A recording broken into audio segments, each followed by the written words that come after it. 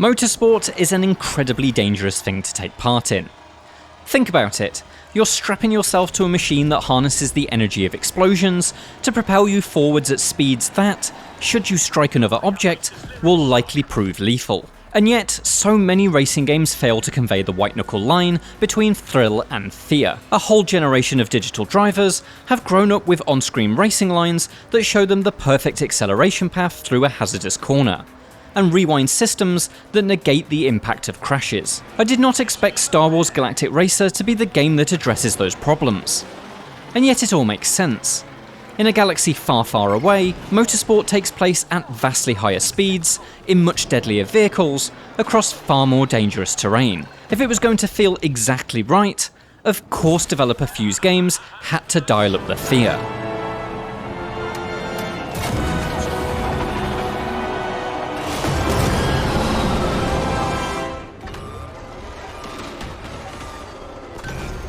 During a 4-hour session, I was able to play through the entirety of the first act of Galactic Racer's single-player campaign, which takes your protagonist Shade from their first ever race to the head-to-head qualifier that will earn them entry into the Galactic League tournament.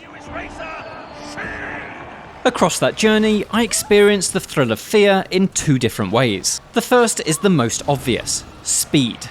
Galactic Racer is fast. No matter your vehicle choice, the graceful skim speeder, nimble speeder bike, well-rounded land speeder, or, later on in the campaign, the fast but fragile pod racer, it's immediately evident that you're piloting vehicles that move much faster than the cars of our own world. That breakneck speed is enhanced by the design of the tracks. On the starting planet of Jakku, you'll be speeding around and through that iconic crash Star Destroyer. When you're hammering the throttle and wrestling with 11 other racers, the sudden switch from wide-open desert plains to navigating through the tight tunnels of a spaceship's engine bay makes for a sudden burst of sweaty palm tension. Miscalculating your trajectory into the rusting carcass of an afterburner or fuel line can tear your speeder apart. Crash too many times and you're out of the tournament, sent back to the very start of the act to try again. That's the game.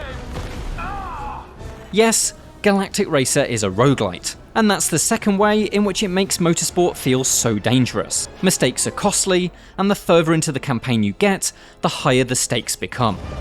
It's a lot harder than it looks to compete at this level. As you rush through your 6th, 7th, 8th race in the run, every clip and close call becomes ever more distressing. Perched on the very edge of my seat, I found myself willing the racing gods to ensure this final lap went well, save me having to attempt the run all over again. Galactic Racer's campaign design is all about risk and consequence. The first act sees you compete across 4 planets, each of which hosts 4 events, chosen from a selection that are plotted across a couple of different pathways. Which path you lock into is one of the earliest choices you make in each run. Analysing each route is crucial to success, as it allows you to consider your own strengths and weaknesses, and opt for the event sequence that offers the greatest chance of success. If there's a pathway that's mostly standard races, that's great.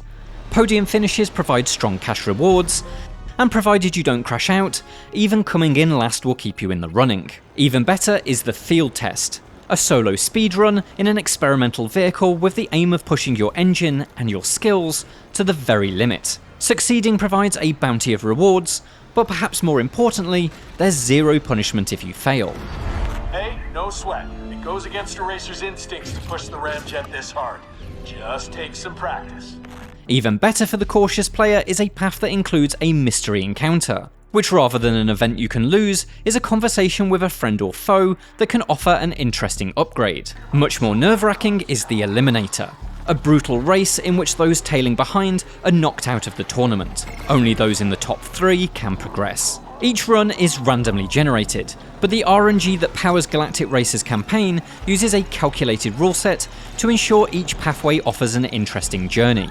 Every run provides options, some easier, some harder, with paths designed to push risk, reward, and consequence. And as you play, you really feel that. The euphoric highs of conquering an Eliminator, Just too green to be a champion.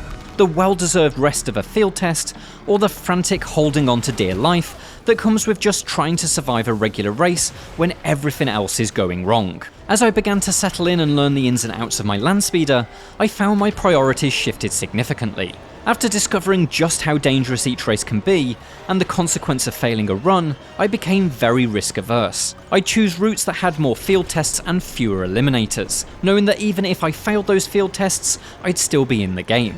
But I soon realised that simple survival isn't always the best path.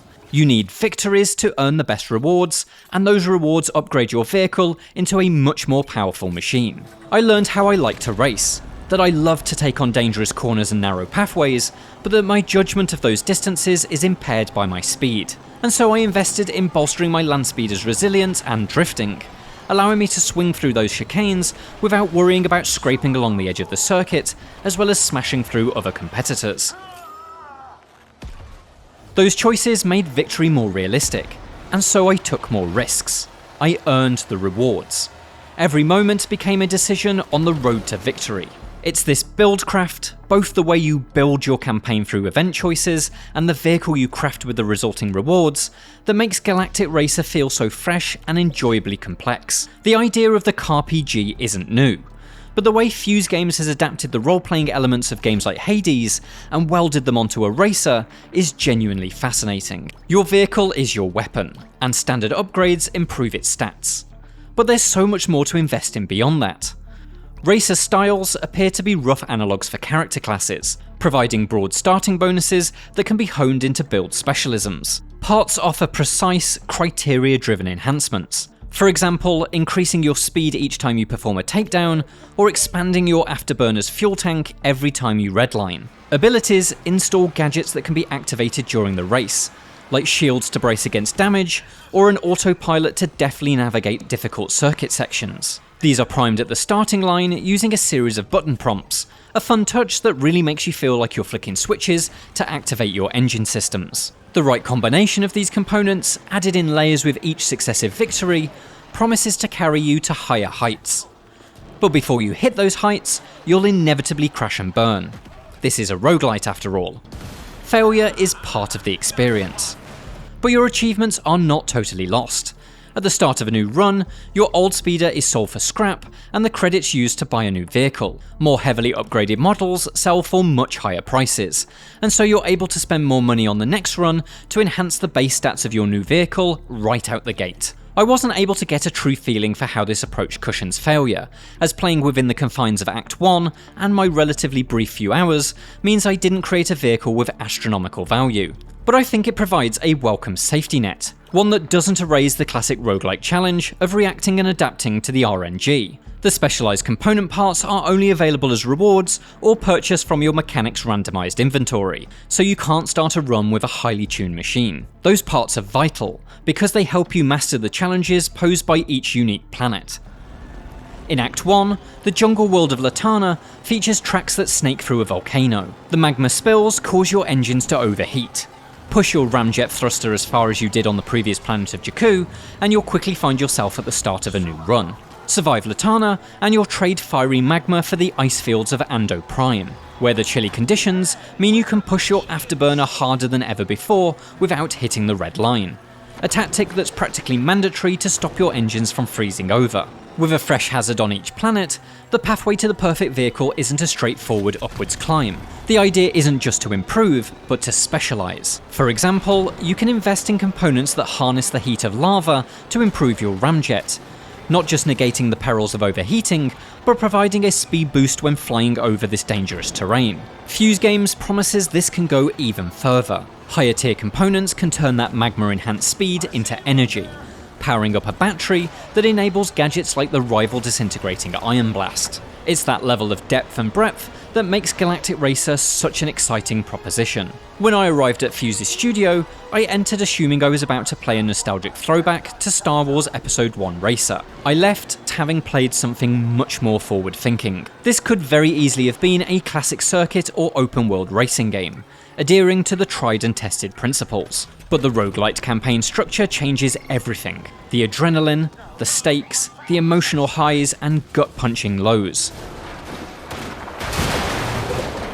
Galactic Racer is shaping up to not just be a great Star Wars game, but a genuine trailblazer in the racing roguelike niche. For more Star Wars Galactic Racer, check out our exclusive campaign gameplay.